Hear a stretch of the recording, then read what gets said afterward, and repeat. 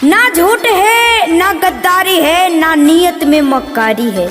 ना झूठ है ना गद्दारी है, ना नीयत में मक्कारी है। जन सेवक हूँ आप सबों का, जन सेवक हूँ आप सबों का, जन सेवा ही असली जिम्मेदारी है। आइल बा चुनाव भैया जी, मौका न गमाई भैया जी।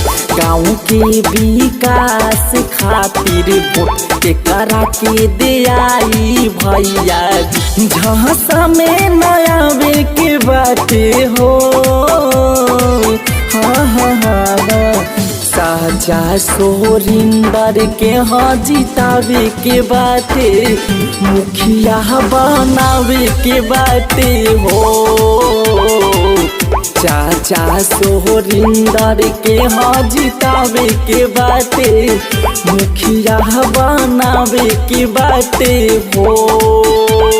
जिंदगी की असली उड़ान अभी बाकी है, जिंदगी की असली उड़ान अभी बाकी है। इरादों का इम्तहान अभी बाकी है।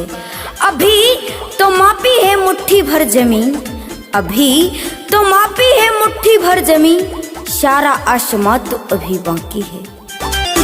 चाचा सोरिंदर के तना दिलावा के अच्छा बारे, सुख दुख में संगे रही कितना हूँ सच्चा बारे, कितना हूँ सच्चा बारे।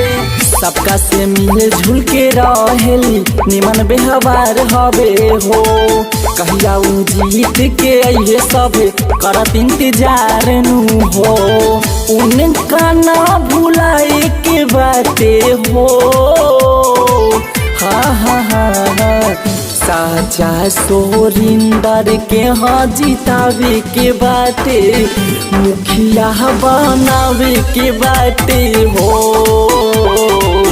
चाचा सोरिंदर के हाँ जितावे के बाटे, मुखिया बनावे के बाटे हो।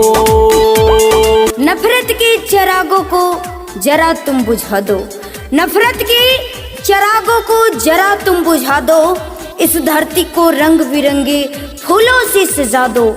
हम एक थे एक हैं और एक ही रहेंगे, हम एक थे एक हैं और एक ही रहेंगे। ये पैगाम तुम सारे जवाने को सुना दो। रोटी गाली नाली ही बानी दिए धियाना माहो, केहू के बाकी नाही रही अब कमावा हो, रही अब कमावा हो।